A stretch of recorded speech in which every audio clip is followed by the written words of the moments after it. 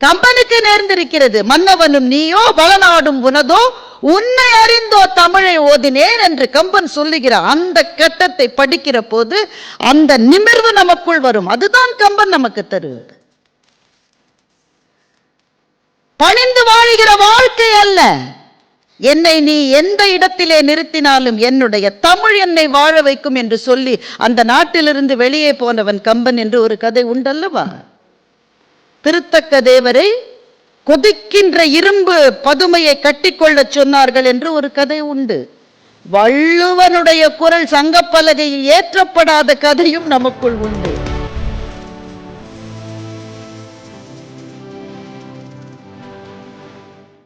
இவரது பெயரை கூறியவுடன் அரங்கம் அதிரும், கரவொலி கரை புரண்டோடும். பாரதி பெண்ணாக பிறந்திருந்தால் இவ்வாறுதான் இருந்திருப்பானோ என்று நம்முடைய சிந்தையில் ஒரு எண்ணத்தை தூண்டியவர். தன்னுடைய திடமான கண்ணியமான பேச்சால் மேடையை தன்வசம் வசீகரிக்கக்கூடிய வல்லமை கொண்டவர். இவரை பார்த்து பிரமிக்காத தமிழ் உலகமே இல்லை.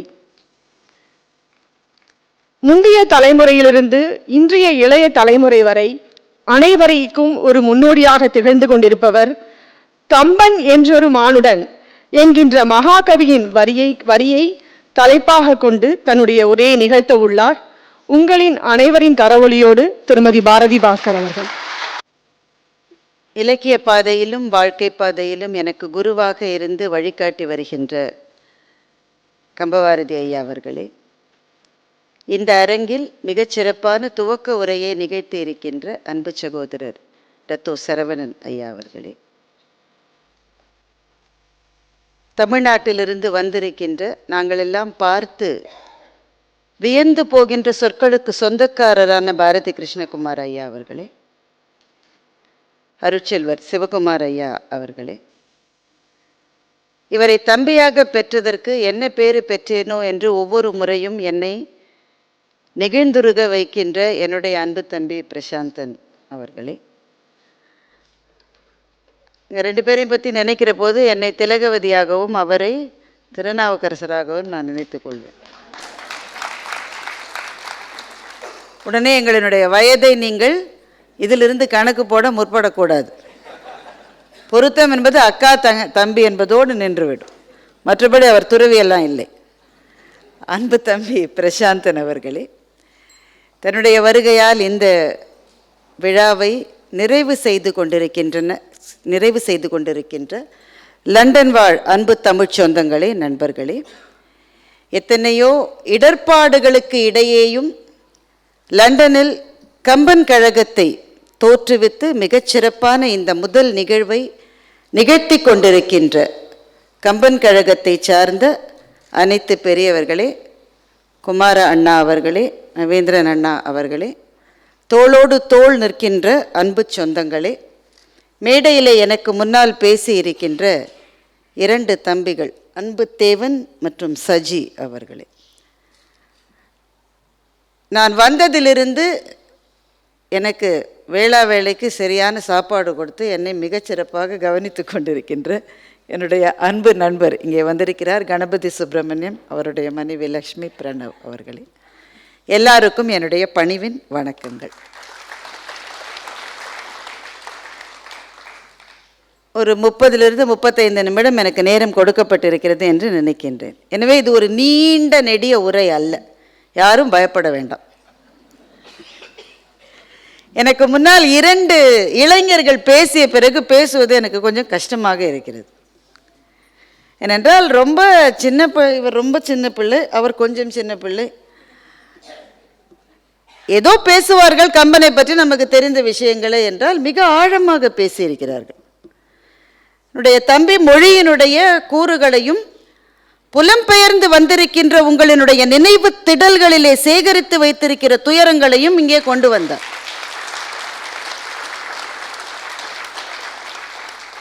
இன்னொரு தம்பியான சஜி அவர்கள் ரொம்ப சிரித்த முகத்தோடு பேசிய போது நம்ம எல்லாருக்கும் பிடித்த ஏதோ ஒரு விஷயத்தை பேசுவார். கம்பனிலிருந்து காதலை சொல்லலாம், எவ்வளவு பாடல்கள் இருக்கிறது. அதை அவர் வயதும் அப்படிப்பட்ட வயதாகத்தான் தெரிகிறது எனக்கு. சொல்லுவார் என்று பார்த்தால் அவர் மெய்ஞானத்து தடத்தை பதித்து நம்ம எல்லாம் பைத்தியம் பைத்தியம் என்று சொன்னார். சஜி அப்படி சொல்லக்கூடாது. ஏனென்றால் பேச்சாளர்களான எங்களை எங்கள் வீடுகளிலே அப்படித்தான் சொல்லிக் கொண்டிருக்கிறார்கள். நீங்கள் வேறு அதை நினைவுபடுத்தக்கூடாது எங்களுக்கு. அந்த பாடல்களிலே இருக்கிற ஒலியையும் மொழியையும் இணைத்து சொல்லுவதற்கு அவர் எடுத்துக்கொண்ட முயற்சிக்கு என்னுடைய பாராட்டுகள்.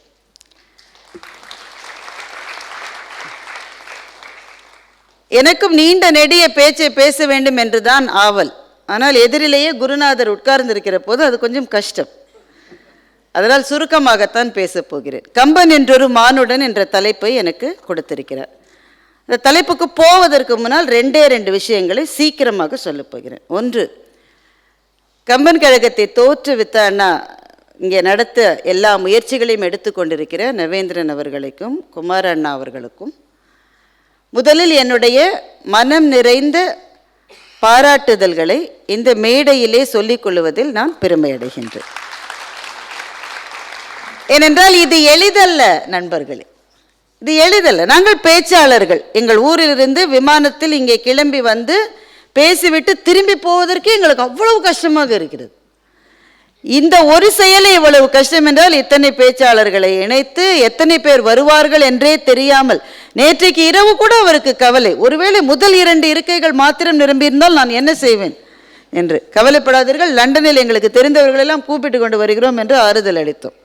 ஆனால் அவரே எதிர்பாராத அளவு இந்த அரங்கும் நிரம்பி வெளியிலே இருக்கின்ற வெளியரங்கமும் நிரம்பி இருக்கின்ற அளவுக்கு நீங்கள் வருகை தந்திருப்பது அவர் தரையிலே நிற்கவில்லை. பாருங்கள், பூமியிலிருந்து 2 அடி மேலே இருக்கிறார். இந்த நாள் வருகிற வரையில் கடந்த 6 மாதங்களாக அவரும் அவரை சார்ந்தவர்களும் பட்ட கஷ்டங்களை சொல்லி முடிக்க முடியாது. ஏனென்றால் இது பெரும் செயல். வள்ளுவன் இங்கே நினைவுக்கு வருகிறான். செயற்கரிய செய்வார் பெரியர், சிறியர் செயற்கரிய செய்கலாதார். செயற்கரிய செயல் நாம நினைத்து பார்க்கிற போதே, அல்லது ஒருவர் நம்மகிட்ட வந்து இதை நீங்க செய்ய முடியுமான்னு கேட்கிற போதே ஐயோ சான்ஸே இல்லை என்று நாம் சொல்லி விலகி விடுகிற ஒரு வேலையை எடுத்து முடித்து அதனுடைய வெற்றி தோரணத்தின் நுழைவாயிலில் நின்று கொண்டிருக்கிற அவர்களை பார்த்து உங்கள் அத்தனை பேரின் சார்பிலும் என்னுடைய மகிழ்ச்சியையும் பாராட்டுதல்களையும் தெரிவித்துக் கொள்கிறேன். ஆனால் அவர் செய்திருக்கிற வேலை ஒரு விதையை ஊன்றி இருக்கிற வேலை. அதைத்தான் செய்திருக்கிறார். அந்த விதை முளைத்து வெளியே வருகிற வரை காத்திருந்தார் அல்லவா? அந்த காத்திருத்தல் தான் ரொம்ப பெரிய விஷயம். காத்திருத்தல் கஷ்டமானது அல்லவா? ஒரு விதை வறண்ட நிலத்திலே விழுகிறது, உடனேயே பரபரவென்று அது செடியாகி விடுவதில்லை. அது ஒரு மழைக்காக காத்திருக்கிறது. மழை வரும் வரை தன்னுடைய உயிர் ஒடுக்கத்தை எல்லாம் அடக்கி கொண்டு அந்த விதை காத்திருக்கிறது. அந்த முதல் மழையினுடைய துளி அந்த விதையிலே விழுகின்ற போது அது ஊறி பருக்கின்றது. சின்னஞ்சிறு குழந்தை, அப்போது பிறந்த குழந்தையினுடைய சிவப்பான பாதங்களிலே இருக்கின்ற பெருவிரல் போல அது ஊறி பருக்கிறது. அதற்கு பிறகு இந்த மண்ணை ஜெயித்து வெளியே வருகின்றது. ஒரு விதை செய்கிற முதல் வேலையே மண்ணை ஜெயித்து வெளியே வருகிற வேலைதான். அதற்கு பிறகும் அதனுடைய போராட்டங்கள் ஓய்வதில்லை. இப்போ நாம செய்திருக்கிற வேலை இந்த மண்ணை ஜெயித்து ஒரு முளையை விதையிலிருந்து வெளியே கொண்டு வந்திருக்கிற வேலையை தான் செய்கிறோம்.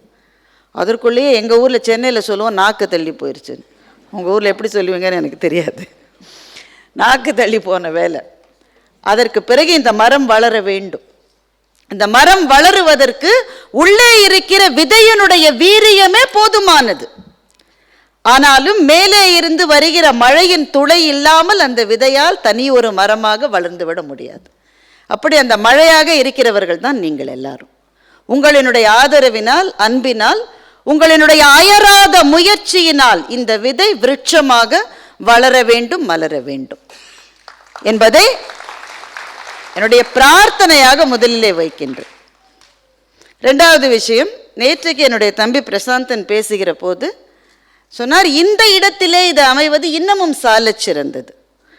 இன்றைக்கு எங்கள் தமிழ்நாட்டில், இலங்கையில், உலகத்தின் பல நாடுகளில் தமிழர்கள் எங்கெல்லாம் போயிருக்காங்களோ அங்கெல்லாமே கம்பன் கழகங்கள் உருவாவதற்கான ரொம்ப அழகான வாய்ப்புகளை நாங்கள் பார்த்து கொண்டிருக்கிறோம். எங்களுக்கு அதை விட என்ன மகிழ்ச்சி.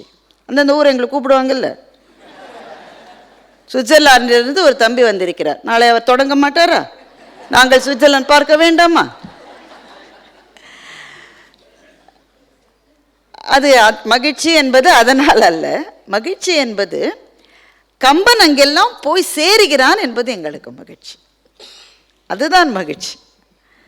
அங்கெல்லாம் கம்பன் போய் சேருவதால் எங்களுக்கு என்ன மகிழ்ச்சி என்றால், கம்பன் எங்களுக்கு கொடுத்ததை எங்கெங்கோ இருக்கிற எங்கள் தமிழ்ச்சந்தங்களும் பெற்று விடுவார்கள் என்கின்ற அந்த ஆறுதலே எங்களுக்கு மகிழ்ச்சியை தருகிறது.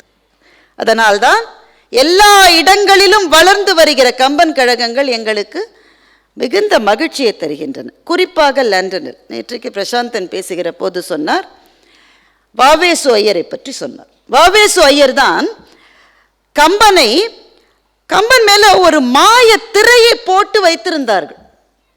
கண்ணுக்கு தெரியாத ஒரு மாய வலைக்குள்ளே தான் கம்பன் இருந்தான்.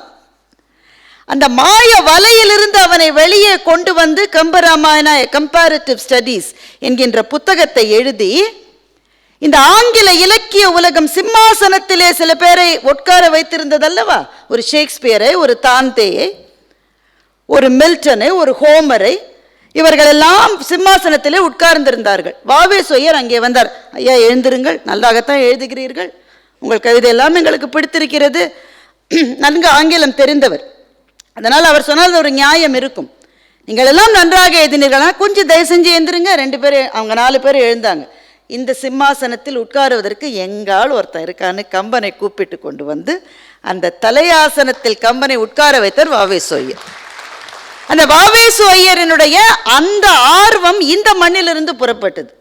லண்டனுக்கு பாரிஸ்டர் படிப்பு படிப்பதற்காக வாவேசு ஐயர் வந்தார். இந்தியா ஹவுஸ் என்று இங்கே லண்டனில் ஒரு இடம் இருப்பதாக அறிகின்றேன். நான் லண்டனில் மிக முக்கியமாக பார்க்க விரும்புகிற இடம் அதுதான் என்பதை நிகழ்ச்சி ஏற்பாட்டாளர்கள் குறித்து கொள்ளவும். இந்தியா ஹவுஸ் என்கின்ற இடம் இருக்கிறது.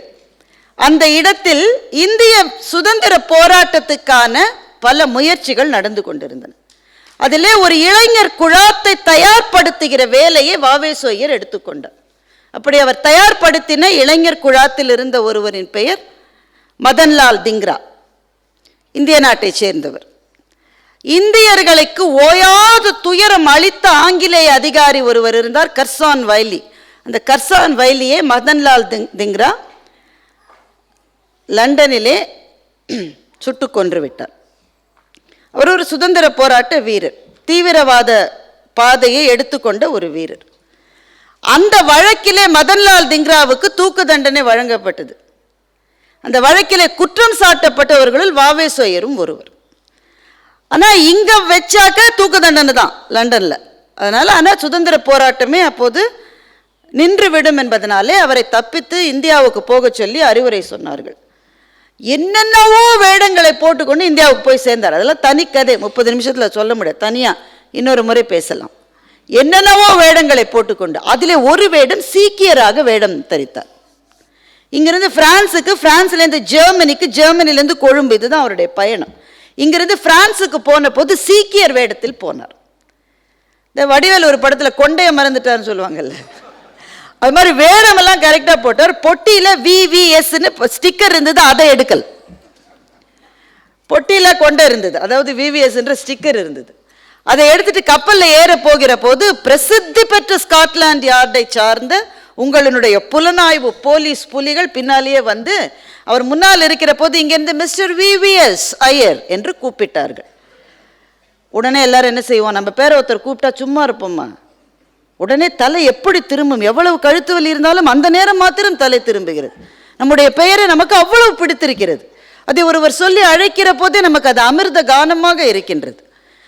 அது இட்ஸ் எ ரிஃப்ளெக்ஸ் ஆக்ஷன். அப்படித்தான் பெயரை சொன்னவன தலை திரும்ப. அதனால் புரட்சியாளர்களினுடைய மன உறுதி எப்படிப்பட்டது என்றால், தன் பெயரை சொல்லி அழைக்கிற போது கூட திரும்பாத தலையோடு இருந்தால் வாவேசு ஐயர். ஆனால் அந்த போலீஸ்காரர் விடவில்லை. பக்கத்தில் அந்த பொட்டியில் இருக்கிற ஸ்டிக்கரை பார்த்து, அவருக்கு நன்றாக கண் தெரிந்த போலீஸ்காரர் அவர், பக்கத்தில் VVS என்று இருக்கிறதே, இது என்ன என்று கேட்டார். ஒரு நிமிடம் கூட தயங்காமல் ஐ எம் வீர் விக்ரம் சிங் என்று தன்னுடைய பெயரை சொல்லி கப்பலிலே ஏறிவிட்டார் வாவேசு. இந்த சம்பவத்தை இது நமக்கு ஒரு செய்தி தான், ஆனால் முக்கியமான செய்தி இது அல்ல. இனிமேல் தான் முக்கியமான செய்திக்கு நான் வரப்போறேன். இந்த சம்பவத்தை எழுதிய எழுத்தாளர் சொல்லுகிறார், அந்த போலீஸ்காரர் மாத்திரம் ஒரே ஒரு நிமிடம் அந்த பொட்டியை திறந்து காட்டுங்க என்று சொல்லி இருந்தால் வாவேசு ஐயர் மாட்டி இருப்பார். ஆனால் சொல்லவில்லை. இவர் கம்பீரமாக வீர் விக்ரம் சிங் என்று சொல்லி கப்பலில் ஏறணும்னு நம்பாளு நின்றுட்டார். அவர் மாத்திரம் பொட்டியை திறந்திருந்தால் வாவேசையர் மாட்டிக்கொண்டிருப்பார். ஏனென்றால் உயிருக்கு தப்பி பிழைத்து ஓடிப்போகிற அவசரத்தில் கூட அவருடைய பெட்டியில் கம்பராமாயண புத்தகம் இருந்தது என்று அவர் எழுதுகின்றார். பொட்டியை திறந்திருந்தால் உள்ளே கம்பராமாயணம் என்றால் வீர் விக்ரம் சிங்குக்கும் கம்பராமாயணத்துக்கும் என்ன சம்பந்தம் என்று இன்னொரு கேள்வி கேட்டு அவரை பிடித்திருக்கலாம். ஆனால் அந்த அவசரத்திலே கூட கம்பராமாயணத்தை கையிலே சுமந்து கொண்டு வாவேசையர் செய்த பயணம்தான் கம்பராமாயண கம்பேரிட்டிவ் ஸ்டடி என்கின்ற அந்த அபாரமான புத்தகத்தை கொண்டு வந்தது. இப்படி ஆண்டாண்டு காலமாக நம்முடைய வாழ்வோடு கலந்திருக்கிற கம்பனை நம்மிடம் இன்னும் இன்னும் கொண்டு வந்து சேர்ப்பதற்கு எத்தனையோ பேர் பெரும் முயற்சிகளை எடுத்திருக்கிறார்கள். காரைக்குடி ஐயா சா கணேசன் அவர்களை இந்த நேரத்தில் இந்த இடத்திலிருந்து கைதொழுது நான் வணங்குகின்றேன். கம்பன் கழகங்களினுடைய தாய் கழகத்தை அவர்தான் தோற்றுவித்தார். அங்கிருந்து தொடங்கியது அந்த வித்து இப்படி விருட்சமாக வளர்ந்திருக்கிறது. இன்றைக்கு இங்கே நடப்பட்டிருக்கிற இந்த விதை முளைவிட்டிருக்கிறது. நாளைக்கு இது மரமாக மலர வேண்டும். இந்த 2 செய்திகளையும் உங்கள் முன்னால் வைத்துவிட்டு இந்த பேசிய 2 தம்பிகளுக்கும் என்னுடைய வாழ்த்தை சொல்லிவிட்டு, அதிலும் மிக இளைஞரான இந்த தம்பியை மிக அதிகமாக பாராட்ட வேண்டும். ஏனென்றால் உங்கள் பல பேரின் நெஞ்சத்துக்குள்ளே இருக்கிற ஏதோ ஒரு சொல்லாத சங்கடத்துக்கு அவர் பதில் சொல்லி இருக்கிறார். உங்கள் பல பேரின் நெஞ்சத்திலே இருக்கிற சொல்லப்படாத சங்கடம் என்னவென்று எனக்கு தெரியும். நாங்களாம் கம்பன் விழாவுக்கு வர்றோம், நாங்களெல்லாம் எங்கள் ஊரில் என்ன நடக்கிறதுன்னு தெரிஞ்சுக்கிட்டு இருக்கோம், ஏதோ யூடியூப் பார்க்குறோம், தமிழ் பள்ளிகளை வைத்து நடக்கிறோம், அடுத்த தலைமுறைக்கு தமிழ் தெரியுமா என்று சொல்லப்படாத ஒரு கேள்வி இல்லாத ஒரு நெஞ்சம் கூட இங்கே கிடையாது. அது எனக்கு தெரியும். ஆனால் அந்த நெஞ்சங்களிலே இருக்கிற ஒரு அச்சத்தை போக்குகின்ற விதமாக இப்படி இங்கே தான் பிறந்தீங்க தம்பி, இங்கே பிறக்கலையா? சரி, இங்கே பிறந்தீங்க, சின்ன வயதில் வந்துட்டாங்க. ஒரு வயசில் வந்தாக்க இங்கே பிறந்ததும் அதுவும் ஒப்பு தான். ரொம்ப சின்சியராக இல்லை இங்கே பிறக்கவில்லைன்னு சொல்லிக்கிறேன். 1 வயதிலிருந்தே இங்கே வாழ்கின்ற ஒரு குழந்தையால் இவ்வளவு தங்கு தடையின்றி பேச முடியும் என்று சொன்னால் எந்தவித ரெஃபரன்ஸும் இல்லாமல் அவர் இங்கே பேசினார். பெயர்களை நினைவு வைத்துக் கொண்டார், பாடல்களை கதாபாத்திரங்களை சொல்லி அவர் பேசியிருக்கிறார் என்று சொன்னால் இங்கே இருக்கிற உங்கள் எல்லாருக்கும் ஒரு தைரியம் வந்திருக்கும். எங்கள் குழந்தைகளும் இன்னும் கொஞ்சம் நாங்கள் முயற்சி எடுத்தால் இப்படி பேச வைக்கலாம் தானே என்று உங்கள் நெஞ்சத்தில் அந்த நினைவு, அந்த ஆறுதல் வந்துவிட்டது என்று சொன்னால் அதுதான் இந்த கம்பன் கழகத்துக்கு கிடைத்திருக்கிற முதல் வெற்றி என்று நான் நினைக்கின்றேன். கம்பன் என்றொரு மானுடன் என்ற தலைப்பு எனக்கு கொடுத்திருக்கிறார்கள். நம்மள தமிழ் பரீட்சை நாங்களாம் எழுதுகிற போது இப்போல்லாம் இருக்கான்னு எனக்கு தெரியல, பரீட்சையில் எழுதி ரொம்ப ஆண்டாயிருச்சு. இடஞ்சுட்டி பொருள் விளக்குன்னு சொல்லுவாங்க. ஒரு கவிதையிலிருந்து ஒரு வரியை சொல்லிவிட்டு இடஞ்சுட்டி பொருள் விளக்கணும். அதை எங்கே வந்தது, யார் எழுதினார்கள், யார் யாரிடம் சொன்னார்கள், எந்த நேரத்தில் சொல்லப்படுது, எல்லாம் எழுதினா 3 மார்க். ஒரு முறை கூட நான் 3 மார்க் வாங்கினதில்லை. ஆனால் இங்கே வாங்குவேன் நினைக்கிறேன். கம்பன் என்றொரு மானுடன் என்று மகாகவி பாரதி தான் சொன்னார். எப்போ சொன்னார் என்றால் மகாகவி பாரதிக்கு கோபம் வந்து விட்டது. அவருக்கு எப்போவுமே கோபத்தில் தான் இருப்பாருன்னு வைங்க, அது வேறு விஷயம். என்ன கோபம் என்றால் ஆங்கிலேயர்கள் புகுத்திய ஆங்கில கல்விதான் இந்தியாவில் இருந்தது, இலங்கையில் இருந்தது, காலனி நாடுகள் எல்லாவற்றிலும் அதுதான் இருந்தது. அப்படி புகுத்தப்பட்ட அந்த ஆங்கில கல்வி எதை சொல்லிக் கொடுக்கவில்லை என்று பாரதிக்கு கோபம் வந்தது. எங்கள் மண்ணிலே எத்தனையோ சாதனை செய்த பெரும் மனிதர்களினுடைய வாழ்க்கையை பற்றி எங்கள் குழந்தைகளுக்கு தெரியவில்லையே, எங்கள் படிக்கிற பிள்ளைகளுக்கு தெரியவில்லையே என்று பாரதிக்கு கோபம். என்ன ஆச்சரியம் பாருங்கள், பாரதி இறந்தே 100 ஆண்டுகள் ஆகிவிட்டது. இந்த கோபம் இன்னமும் நம் நெஞ்சத்திலே இருக்கிறது. நம்முடைய குழந்தைகள் எவ்வளவோ படிக்கிறார்கள். போன தலைமுறையில் உங்கள் மண்ணில் சிந்தப்பட்ட ரத்தத்தின் அறிமுகம் கூட அவர்களுக்கு இல்லையே என்ற வருத்தம் உங்களுக்கு இல்லையா? தெரியாது அவர்களுக்கு. இன்னும் ஒரு தலைமுறை கடந்தால் அவர்களுக்கு நம்முடைய வரலாறு எவ்வளவு தெரியும் என்பது நம் நெஞ்சத்துக்குள்ளே பெரிய அச்சமாகத்தான் இருக்கிறது. இந்த கோபம்தான் பாரதிக்கு வந்தது. இந்த மண்ணிலே இருந்த மனிதர்களை பற்றியெல்லாம் சொல்லிக் கொடுக்காத கல்வி ஒரு கல்வியா? என்று சொல்லிவிட்டு அந்த மாமனிதர்களினுடைய பட்டியலை பாரதி போட்டான். அப்பதான் அந்த பட்டியலின் முதல் இடத்தை கம்பனுக்கு கொடுத்தான். கம்பன் என்றொரு மானுடன் வாழ்ந்ததும், காளிதாசன் கவிதை புனைந்ததும், உம்பர்வானத்து கோளையும் மீனையும் ஓர்ந்தளர்ந்ததோர் பாஸ்கரன் மாட்சியும், நம்பரும் திரளொடு ஒரு பாணினி ஞால மீதினில் நல் இலக்கணம் சமைத்ததும், தெய்வ வள்ளுவன் வான்மறை செய்ததும், சேரன் தம்பி சிலம்பை இசைத்ததும், அன்னையாவும் அறிந்திலர் பாரதத்து ஆங்கிலம் பயில் பள்ளியுள் புக்குனர் என்று பாரதி கவிதையை முடிக்கின்றான். பாரத நாட்டிலே வழங்கப்படுகிற பிரிட்டிஷ்காரர்களினால் சிலபஸ் போடப்பட்ட ஆங்கில கல்வியை படிக்கிற குழந்தைகளுக்கு இவர்களுடைய மேன்மை தெரியவில்லையேன்னு ஒரு லிஸ்ட் போடுகிற போது அந்த பட்டியலில் முதல் ஆளாக கம்பனை வைத்தான். இந்த கவிதையை படித்த உடனே எனக்கு பாரதி மீது கோபம் வந்தது. காளிதாசன் கவிதை புனைந்ததும், உம்பர்வானத்து கோளையும் மீனையும் ஓர்ந்தளர்ந்ததோர் பாஸ்கரன் மாட்சியும், தெய்வ வள்ளுவன் வான்மறை செய்ததும், எல்லாரையும் எப்படி புகழ்கிறான் பாருங்கள். எங்கள் கம்பனை அவன் புகழவே இல்லை. கம்பன் என்ற ஒரு மானுடன் வாழ்ந்ததும், கம்பன் என்ற ஒரு கவிஞன் வாழ்ந்ததும் சொல்லியிருக்கப்படாதா? கம்பன் என்ற ஒரு புலவன் இருந்ததும், நான் பாரதிக்கு வார்த்தை எடுத்து தரேன் பாருங்க, பெயர் அப்படி இருப்பதால் வேறொன்றும் இல்லை. கம்பன் என்ற ஒரு புலவன் நான் சொல்லியிருக்கலாம் தானே. கம்பன் ஒரு காப்பியம் படைத்ததும் எதுவுமே சொல்லல. கம்பன் என்று ஒரு மானுடன் வாழ்ந்தது. எல்லாரும் தான் வாழறோம். மானுடனா இருப்பதே ஒரு பெருமையா? அப்ப ஏன் பாரதி முதல் பட்டியலில் முதல் ஆளாக எங்களாலே வைத்த பாரதி ஒரு அட்ஜெக்டிவ் இல்லை, ஒரு அப்ரிசியேஷன் இல்லை, பெருமை பேசவில்லை. கம்பன் என்று ஒரு மானுடன் வாழ்ந்தது. இருப்பா, நீ வாழ்ந்துட்டு போன்னு சொல்ற மாதிரி ஏன் பாரதி அப்படி சொன்னான் என்று எனக்கு ஒரு சிறு வருத்தம். கம்பராமாயணத்தை படிக்க ஆரம்பித்த பிறகுதான் அதற்கான விடைகள் கிடைக்க ஆரம்பித்தது.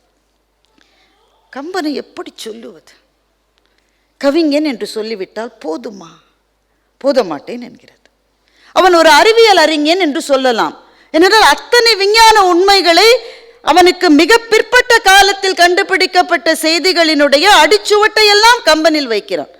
ஒரு அறிஞன் என்று சொல்லலாம், அதுவும் போத மாட்டேன் என்கிறது. ஒரு உளவியல் நிபுணன் என்று சொல்லலாம்.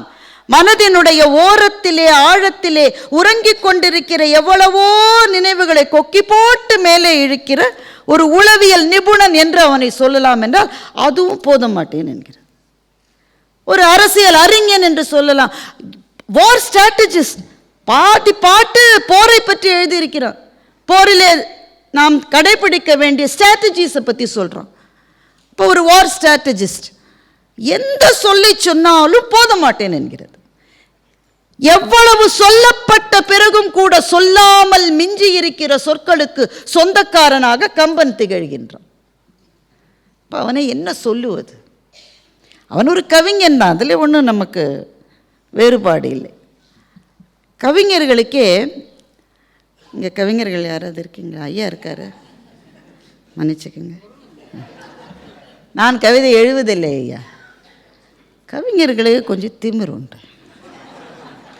ஐயாவுக்கு இல்லை, ஐயாவுக்கு கிடையாது. அது இருந்தால் தான் கவிதையே வரும் அவனுக்கு. என்னுடைய நண்பர் போகன் சங்கர் என்று ஒரு கவிஞர் இருக்கிறார். போகன் சங்கர் ஒரு கவிதை எழுதுகிறார். அது அவர் இன்னொருத்தர் பேசுகிற மாதிரி கவிதை. இந்த கவிதையெல்லாம் இவங்க எழுதுகிறது எங்கிருந்து வந்தது என்றால், எங்கள் வள்ளுவனிலிருந்தும் எங்கள் கம்பனிலிருந்தும் எங்கள் பாரதியிலிருந்தும் அந்த வழி வந்தது தான். இல்லாட்ட கவிதை இப்படி எழுத முடியாது. போகன் சங்கர் கவிதை, அவர் இன்னொரு நண்பரும் பேசுகிறார். போகன் சங்கர் அந்த நண்பர்கிட்ட சொல்கிறார், என்னுடைய அகங்காரம் என் படிப்பிலிருந்தோ என்னுடைய எழுத்திலிருந்தோ வரவில்லை. என்னுடைய அகங்காரம் நான் பட்ட துயரங்களிலிருந்து, நான் பட்டுக்கொண்டிருக்கிற துயரங்களிலிருந்து வந்தது என் அகங்காரம் என்று போகன் சங்கர் அவரிடம் சொல்லுகிறார். இது புரிஞ்சது தானே? கோனார் நோட்ஸ் யாருக்கா தேவை? அகங்காரம் எதிலிருந்து வரும்? ஒரு எழுத்தாளன், ஒரு கவிஞன், நான் எவ்வளோ படிச்சு இதுலேருந்து தானே அகங்காரம் வரும். இவர் சொல்ற அதுலேருந்தெல்லாம் வரல. என்னுடைய அகங்காரம் நான் பட்ட துயரங்களிலிருந்தும் நான் பட்டுக்கொண்டிருக்கிற துயரங்களிலிருந்தும் வந்தது. நண்பர் உடனே கேட்கிறாரு, அகங்காரம் துயரங்கள் பணிவைத்தானே தரும், துயரங்கள் நிமிர்வை தருமா என்று கேட்கிறார். நல்ல கேள்வி இல்லையா? அடிவிழ நான் இன்னும் குறுகித்தான் போகிறோம். அப்படித்தானே? வாழ்க்கை அடிக்கிறது, இன்னும் குறுகுகிறோம். அடுத்த அழிவு விழுகிறது, இன்னும் குறுகுகிறோம். அப்போது துயரங்கள் குனிவைத்தானே தரும், நிமிர்வை தருமா என்று அந்த நண்பர் கேட்கிறார். போகன் சங்கர் சொல்லுகிறார், துயர் உற குறுகுகிறவன் மனிதன், துயர் உற நிமிர்பவன் கவிஞன் என்று பதில் சொல்லுகின்றார்.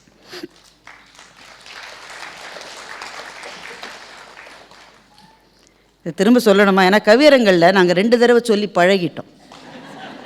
இந்த 2 தடவை எதுக்காக சொல்றதுன்னா, 2 முறை சொன்னால் கைத்தட்ட வேண்டும் என்று மக்களை நாங்கள் பழக்கி விடுவோம். எனவே நான் 2 முறை சொல்ல போவதில்லை. சொல்லாமலேயே நீங்கள் இந்த இடத்தை உள்வாங்கிக் கொண்டிருப்பீர்கள் என்று எனக்கு தெரியும். போகன் சங்கரனுடைய கவிதை அங்கே நிற்கிறது. துயர் உற குறுகுகிறவன் மனிதன், துயர் உற நிமிர்பவன் கவிஞன். காலா என் காலருகே வாடா என்று காலனை பார்த்து பாரதி சொன்னபோது அவன் கையில் கால் காசு கூட இல்லை. ஒவ்வொரு கவிஞனும் விடுகிற இறுதி மூச்சு அநேகமாக அவன் துயரங்களின் மீது அவன் போடுகின்ற உமிழ் நீர் என்று கவிதையை முடித்தார் போகன் சங்கர்.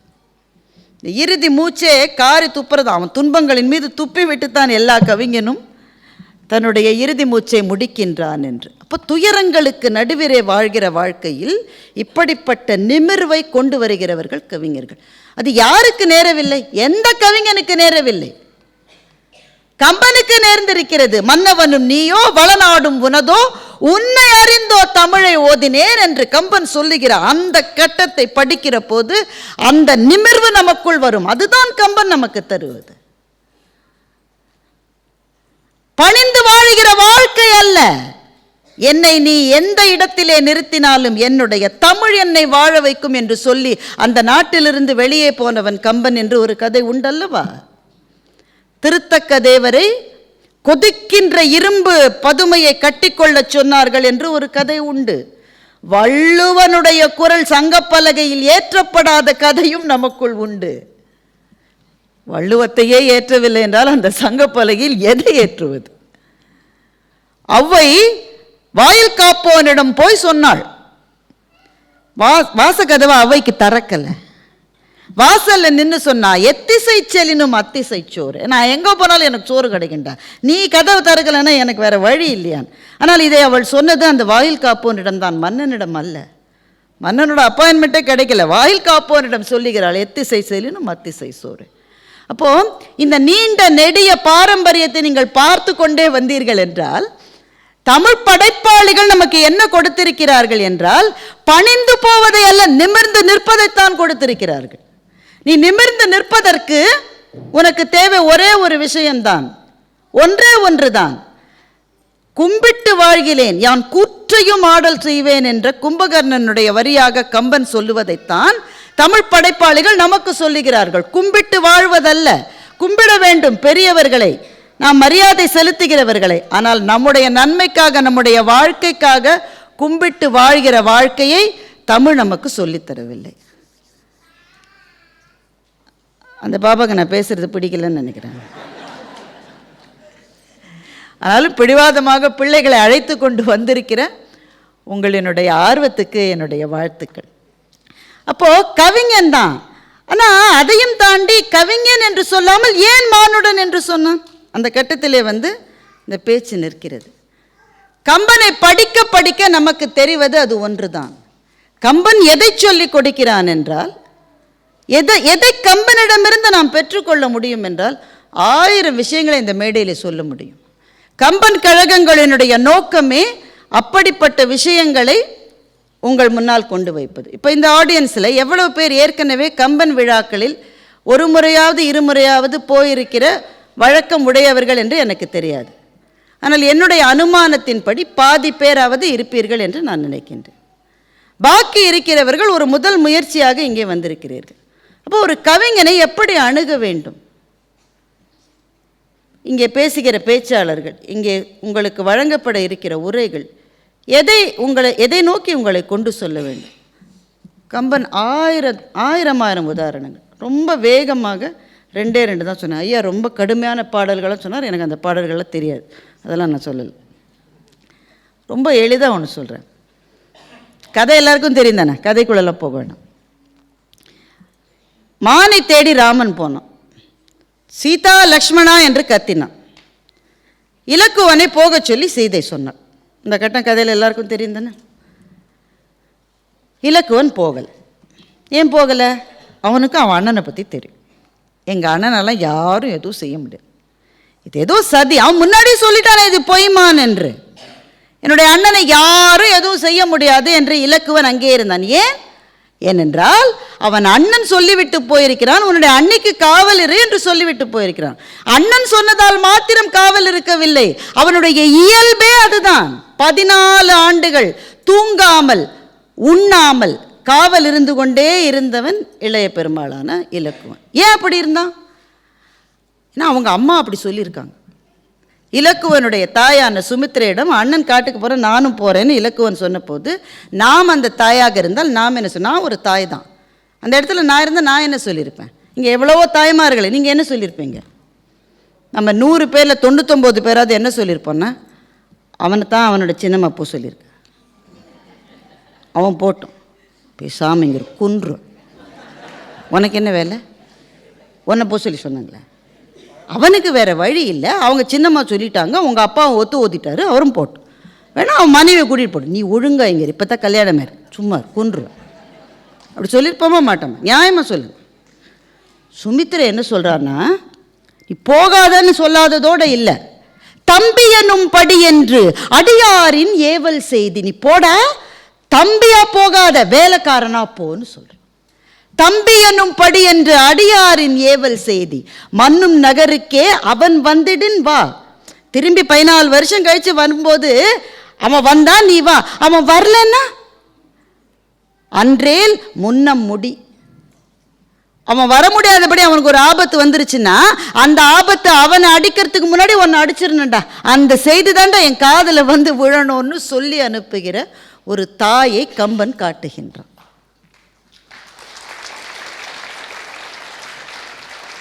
தாய் சொன்னதை வேதமாக கொண்டு இலக்குவன் சீதையை விட்டு போக மாட்டேன்னு நிற்கிறான். இப்போ சீதை ஒரு வார்த்தையை சொல்லிவிடுகிறார், சொல்லக்கூடாத வார்த்தை, அவளிடமிருந்து வந்திருக்கக்கூடாத வார்த்தை, இந்த உலகத்தில் எந்த அண்ணியிடமிருந்தும் வந்திருக்கக்கூடாத வார்த்தை. அதை எப்படி சொல்றா? கம்பன் தனக்கே உரிய நாகரீக பொதிவுகளோடு அந்த வார்த்தையை வைக்கிறான்.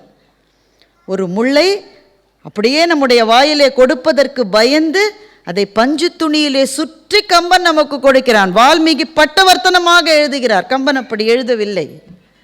கம்பன் சீதை சொல்லுவதாக சொல்லுகின்றான், நின்ற நின் நிலை நெறியிற்றன்று. சீதை அப்படித்தான் சொல்றா, உங்க அண்ணா அங்க கத்திக்கிட்டு இருக்கா, என் பக்கத்துல நிக்கிறியேடா, நின்ற இந்நிலை நெறியிற்றன்று, என் அயல் நிற்றியோ ஒரு நீ என்று கேட்கிறார். அவன் அங்கே கத்திட்டு இருக்கிறப்போ, ஒரு பகல் பழகினால் உயிரை ஏவரால், உங்க அண்ணனுக்காக உயிரை கொடுக்க 10,000 பேர் காத்திருக்காண்டா, அங்க உங்க அண்ணன் கத்திக்கிட்டு இருக்கான், நிற்றியோ என் அயல் ஒரு நீ, என் பக்கத்துல நீ வந்து நின்னுட்டியா என்று சீதை கேட்கிறார். அந்த ஒரு நீ எப்படி தெரியுமா? நீங்க பார்த்துருப்பீங்களா? நான்லாம் பார்த்துருக்கேன். எங்கள் ரோட்டில் சாட்டையால் தன்னை அடிச்சுக்கிட்டு சில பேர் பிச்சை எடுத்து வருவாங்க. இந்த பிள்ளைகளுக்கெல்லாம் அதெல்லாம் தெரியாது. ஒரு படத்தில் கவுண்டமணி எப்படி நடிப்பார், சாட்டையால் அடிச்சு. எனக்கு சின்ன பிள்ளையா இருக்கும்போது என்ன பயமாக இருக்குன்னா, அந்த சாட்டையினுடைய பெரும் பகுதி இருக்குல்ல, அது மேலே பட்டால் எவ்வளோ வலிக்கும் அப்படி தான் நான் நினைப்பேன். எனக்கு வயதான பிறகு தான் எனக்கு தெரிஞ்சுது, கனமான அந்த பகுதி பட்டால் வலிக்காது. அந்த நுனியில் ஒரு சின்ன பகுதி இருக்குது பாருங்கள், மிக மெல்லிய ஒரு பள்ளிவால் மாதிரி ஒரு இருக்கும், அந்த சுளிர் இருக்குது பாருங்கள், அதுதான் வலி. இந்த ஒரு நீ என்பது அந்த பள்ளிவால் மாதிரி இருக்கிற பகுதி மேலே பட்ட அடிக்கு சமமான அடி. என் அயல் நிற்றியோ ஒரு நீ என்று கேட்டுவிட்டாள். அதுக்கு பிறகு நிற்க முடியல இலக்குவனால, போயிட்டான். கதை உங்களுக்கு தெரியும், அதெல்லாம் சொல்ல போகிறது இல்லை. நான் என்னுடைய கேள்வி ஒன்று தான், இந்த அரங்கத்தை பார்த்து, சீதை என்னை இப்படி சொன்னாள் என்று இலக்குவன் ராமனிடம் சொன்னானா? சொல்லவில்லை. என்னோட ஆசிரியர் இருக்கிறார், ஐயா தவறாக சொன்ன திருத்துங்க ஐயா. சொன்னாளா? இப்போ இந்த கான்வர்சேஷன் எப்படி இருக்கும் நீங்கள் இமேஜின் பண்ணுங்க. இலக்குவன் போகிறான், ராமன் அதுக்குள்ளே அந்த மானை கொண்டுட்டான். ஏண்டா வந்த அண்ணி, ஏண்டா தனியாக விட்டுட்டு வந்த? அண்ணி தான் போக சொல்லிச்சு. அவள் சொன்ன நீ வந்துடுவிய, நீ காவல் இருந்தானே சொன்னேன். உன் பொண்டாட்டி என்னெல்லாம் பேசுகிறான்ற பிரதர், டூ மச்சாக பேசுகிறேன். நீ உன் மனைவி என்ன சொன்னாலும் சரி சரி சரி நீ கேட்டுட்ருக்க. நான் அப்படியே கண்ணாவினன் பேசுது, கொஞ்சம் கேட்டுவேன் நீ. நானே எல்லாத்தையும் விட்டுட்டு உனக்காக 14 வருஷம் பின்னாடியே வந்து நிற்கிறேன். அட்லீஸ்ட் ஒரு ரெக்கக்னிஷன் கூட இல்லை எனக்கு. நம்ம சொல்லியிருக்க மாட்டோம். இப்படி தானே அந்த கான்வர்சேஷன் நடந்திருக்கணும் இல்லையா? ஏன்டா விட்டுட்டு வந்த? அண்ணி திட்டுருச்சு, அதனால் வந்து என்ன திட்டினா இப்படி சொன்னான். ஆனால் இலக்குவன் அது சொல்லவே இல்லை, அந்த சந்தர்ப்பத்தில் இல்லை. அப்புறம் ராமன் இலக்குவன் மட்டும்தானே தனியாக தேடிக்கிட்டே போகிறாங்க. சண்டையின் போது அவங்க தானே இருக்காங்க. எவ்வளவு நேரம் அவர்கள் இருவர் மாத்திரம் தனியே திறந்திருப்பார்கள்? ஒரு முறை கூட, எந்த நொடியிலும் எந்த நிமிஷத்திலும் இலக்குவன் சீதை தன்னை இப்படி சொன்னாள் என்று அண்ணனிடம் சொல்லவே இல்லை. சீதை இங்க நினைச்சு கஷ்டப்படுறா. மஞ்சனை வெய்தேனே, என் பையனை நான் திட்டேனே, என் பையனை திட்டேனே. இப்போ இந்த வார்த்தையை சொன்னதுனால் சீதை கெட்டவளா? பெருமக்களை, உங்களிடம் ஒன்று சொல்லுகின்றேன். சில வார்த்தைகளை சில சந்தர்ப்பங்களில் இருந்து பிரித்து பார்க்காதீர்கள். பிரித்து விட்டால் விபரீதமான பொருள் வரும். அந்த சந்தர்ப்பத்தினுடைய அழுத்தத்தில் பிறந்து விட்ட வார்த்தையை தவிர சொல்லப்பட்டவருடைய மனதிலே இருக்கிற வார்த்தை அல்ல அது. அந்த சந்தர்ப்பத்தில் ஐயோ என் கணவன் அங்க லக்ஷ்மணா சீதான்னு கத்தனா, இவன் பக்கத்தில் நிற்கிறான், இவன் எப்படியாவது அனுப்பணுன்றதுக்காக சொன்னாலே தவிர இலக்குவனை பார்த்து எப்பவுமே அவளுக்கு சந்தேகம் தான் கிடையாது. கதாபாத்திரங்களை எப்படியெல்லாம் பார்த்து விடக்கூடாது. பல பேர் பார்க்க கிளம்பி இருக்கிறார்கள். கம்பனுக்கு நேர்ந்த விபத்துகளில் இதுவும் ஒன்று. ராவணன் தான் உலகத்திலே உத்தமன் என்று ஒரு கோஷ்டி சொல்லிக் கொண்டிருக்கிறது. ராவணனுடைய மாண்புகளை கம்பன் அப்படி கொண்டு வைக்கிறான். மாண்புகளில் குறைச்சலே கிடையாது. மாண்புகள் அப்படி கொண்டு வைக்கிறோம், மேலே மேலே மேலே ஏற்றி செல்கிறோம். ராவணன் வீழ்ந்து விட்ட தருணத்தில் நாம் அழவில்லை, நாம் மகிழ்ந்து சிரித்திருக்க வேண்டிய தருணம், ஆனால் அழுதோம். ஏன்? இத்தனை உயரங்களிலே இருந்தவனுடைய வீழ்ச்சி நம்மையும் வீழ்த்தியது. When Caesar fell, it was you and me and everyone fell என்று ஷேக்ஸ்பியர் எழுதினதற்கு சமமான வீழ்ச்சி அது. அந்த உயரத்திலே ஏற்றி வைக்கப்பட்ட ஒருவன் ஏன் வீழ்ந்தான் என்றால், விருப்பமில்லாத ஒரு பெண்ணின் மீது தகாத மோகம் கொண்டவனுக்கு இதுதான் கதி என்பதுதான் கம்பன் சொல்ல விரும்பிய பாடம்.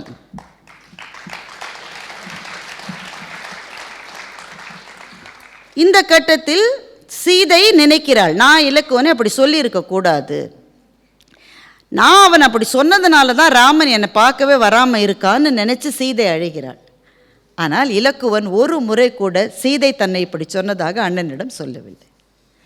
கம்பனில் இல்லாத ஒரு கதை உண்டு, அதை சொல்லி நான் முடித்துக் கொள்கிறேன். இந்த கம்பனில் இல்லை, இந்த கதை உண்டு. சீதை நகையெல்லாம் தூக்கி போட்டுக்கிட்டே போகிறாள். குரங்கெல்லாம் அந்த நகையெல்லாம் வச்சுருந்தது. அதாவது அதனுடைய மந்திக்கு கொடுத்துருக்கலாம், ஆனால் பத்திரமா வச்சுருக்கேன் எல்லாத்தையும். ராமன் தேடி வந்தபோது குரங்கெல்லாம் காமிச்சுது. இதை பாரு ஜிம்மிக்கு, இதை பாரு கம்மல், இதை பாரு ஒட்டியானம், இதை பாரு செயின், இது ரெட்டை வடம் சங்கிலி, எல்லாத்தையும் காமிச்சது. ராமனுக்கு அதை பார்க்க பார்க்க அழுகை. இந்த நகைகளை சீதையிடம் போட்டிருந்து பார்த்ததை போக, சீதை இல்லாமல் நகைகளை பார்க்கிறோமே, லக்ஷ்மணா பாருடா, இது தானடா சீதையினுடைய கம்மல் தானடா இது. அண்ணா எனக்கு தெரியாது அண்ணா. லக்ஷ்மணா பாருடா பாருடா, இது தாண்டா அவளுடைய கழுத்தில் போட்டிருந்த அடிகடா பாருடா. அண்ணா எனக்கு தெரியாது அண்ணா, எனக்கு தெரியாது அண்ணா. லக்ஷ்மணா பாருடா அவளோட ஒட்டியானண்டா சீதையனுடைய. அண்ணா எனக்கு தெரியலண்ணா, அண்ணா தெரியலண்ணா. வளையலையாவது பாருடா, அண்ணா தெரியலண்ணா. சிலம்பு பாருடா, இது ஆமா அண்ணா, இது சீதையோட சிலம்பு தான்ண்ணா, இது சீதையோட சிலம்பு தான்ண்ணா, இது சீதையோட சிலம்பு. தோடு தெரியாது உனக்கு, ஜிம்மிக்கு தெரியாது உனக்கு, அட்டிக்க தெரியாது உனக்கு, ஒட்டியானம் தெரியாது உனக்கு, வளையல் தெரியாது, சிலம்பு மாத்திரம் எப்படிடா தெரியும்? அவள் காலத்தவரை நான் பார்த்ததே இல்லைண்ணா, அதனால தான் சிலம்பு எனக்கு தெரியும். கதை கம்பனில் இல்லை, ஆனால் இதுதான் இலக்குவன். இந்த இலக்குவனைத்தான் கம்பன் சொல்லுகிறான். இப்படி இருக்கிற இலக்குவனை இன்னும் ஒரு படி மேலே வைக்கிறான். என்னுடைய அண்ணி என்னை பார்த்து இந்த வார்த்தை சொன்னாள் என்பதை கடைசி வரை ராமனிடம் இலக்குவன் சொல்லவில்லை.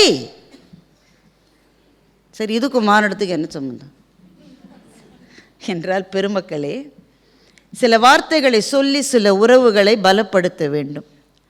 சில வார்த்தைகளை சொல்லாமல் இருந்தால் சில உறவுகள் தானே பலப்படும். அவ்வளவுதான் விஷயம்.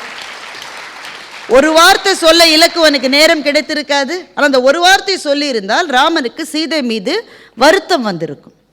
அந்த வருத்தம் சீதையை கண்டுபிடிக்கிற அவனுடைய முயற்சியிலே ஒரு சிறு பின்னடைவை ஏற்படுத்தி இருக்கலாம். மனித மனம் எப்படி மாறும் என்று யாருக்கு தெரியும்?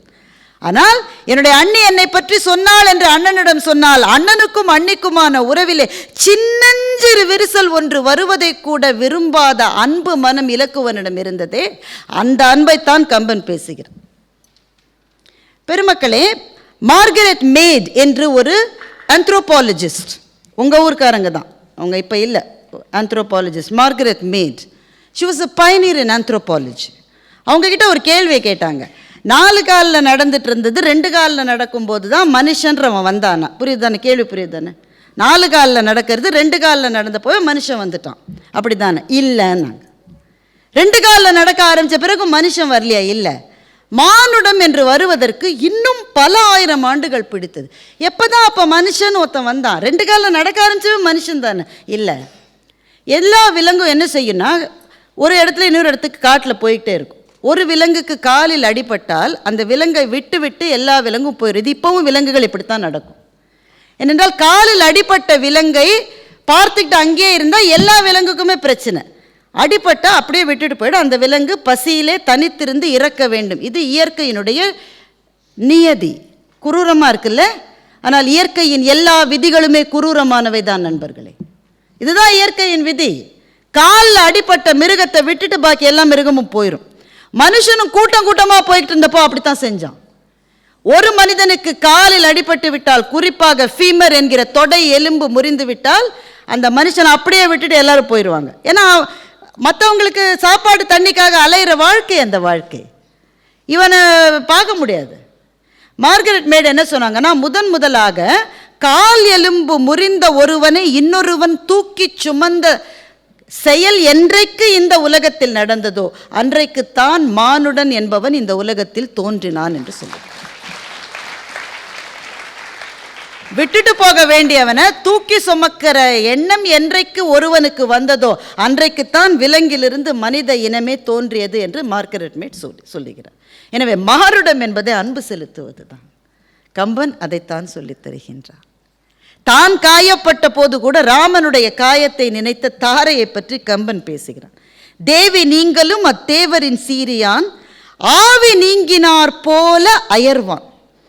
என்ன சிச்சுவேஷன்னாக்க, இலக்குவன் கோபமாக வரான். சுக்ரீவன் மாரிக்காலம் முடிந்த உடனே நான் ஆளெல்லாம் அனுப்பி சீதையை தேடுறேன்னா, சுக்ரீவன் புது பதவி, இப்போ தான் நீங்கள் லேபர் பார்ட்டியை தேர்ந்தெடுத்திருக்கீங்க, வாழ்த்துக்கள் உங்களுக்கெல்லாம்.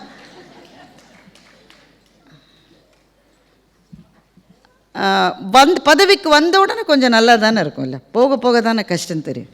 சுக்ரீவன் பதவிக்கு வந்த உடனேயே நல்லா சரக்கடிச்சு ஜம்முன்னு இருந்தான். இலக்குவன் கோபமாக வரான். நீ என்னடா வர்றேன்னு சொன்னால் ஆளை காணும். இலக்குவன் முன்னால் யாரும் நிற்க முடியாது. அதனால் தாரையை அனுப்புகிறார்கள். தாரைக்கு கோவம். இவ்வளோ நாளாக நான் சொல்லிட்டு இருந்தேன் போன்னு, நீங்கள் போகல, நீங்கள் பாட்டுக்கு ஜாலியாக சந்தோஷமாக பெண்களோடு இருந்தீர்கள். தேவி நீங்களும் அத்தேவரின் சீரியோன் ஆவி அகன்றார் போல அல்லலுருவான்.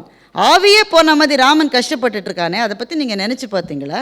அதை பாவியாது பருகுவீர் போலும் உங்கள் காவி நாள் மலர் கண்ணியர் காதல் நீர் என்று கேட்கின்றார். அவனுடைய கஷ்டத்தை நினைக்காம மற்ற பெண்களோட நீங்களே, சுக்ரீவனை தான் கேட்குறா, சுக்ரீவனை கேட்குறா, எல்லா பெண்களோடையும் நீ பாட்டுக்கு இருப்பியா? ஜல்சாவா அவனுக்கு? அவங்க கஷ்டப்படுறான். இந்த பாட்டை படித்தப்போ எனக்கு துணுக்குன்னு இருந்தது. நீ யாருடைய கஷ்டத்தை பற்றி நீ வருந்தர தாரு? ராமனுடைய கஷ்டத்தை பார்த்து நீ வருந்தர. ராமனுக்கு என்ன கஷ்டம்? மனைவியை பிரிந்த கஷ்டம். உனக்கு அந்த கஷ்டம் இல்லையா? நீயும் கணவனை பிரிந்து வருந்துறதானே? அந்த கணவனுடைய இறப்புக்கு யார் காரணம்? அந்த ராமன் தான் காரணம். அப்போது உன்னுடைய துயரத்துக்கு யார் காரணமோ அவனுடைய துயரத்துக்காக வருந்துகிற மனது தாரைக்கு இருப்பதாக கம்பன் தான் காட்டுகின்றான். இதுதான் மானுடம். இப்படி 100 செய்திகளை அடுக்கி கொண்டே போனால் அதுதான் கம்பராமாயணம் என்ற கோபுரத்தினுடைய மேல் தட்டுகளுக்கு போய் அமுத கலசமாக அன்பை சொல்லுகிற காப்பியம். எந்த காப்பியம் அன்பை சொல்லுகிறதோ அதுதான் மானுடத்தை சொல்லுகிறது. அதனால்தான் பாரதி கம்பனுக்கு வேறு எந்த அடைமொழி போட்டாலும் அது போதாது என்று கருதி கம்பன் என்றொரு மானுடன் வாழ்ந்ததும் என்று அந்த கவிதை தன்னுடைய சிம்மாசனத்திலே, அந்த படியிலே இருக்கின்ற உச்சிப்படியிலே இருக்கிற சிம்மாசனத்தில் கம்பனை உயர வைத்து பாரதி போட்ட வார்த்தை கம்பன் என்றொரு மானுடன் வாழ்ந்ததும். மானுடத்தை அறிந்து கொள்ள வேண்டிய நாம் ஒவ்வொருவரும் கம்பனை படிப்போம், இப்போது கம்பன் என்கின்ற மாபெரும் மாளிகையின் வாசலுக்கு நம்மை கொண்டு வந்து நிறுத்தி இருக்கிறது லண்டன் கம்பன் கழகம். இந்த கதவுகளை திறக்க திறக்க புது புது புது புது புது புது புதுமைகளாய் சிறப்புகளை தரிசனம் செய்வோம். அந்த பாதையிலே முதல் அடியை எடுத்து வைத்திருக்கிற உங்கள் அத்தனை பேருக்கும் என்னுடைய வாழ்த்துக்கள். நல்ல வாய்ப்புக்கு நன்றி. வணக்கம்.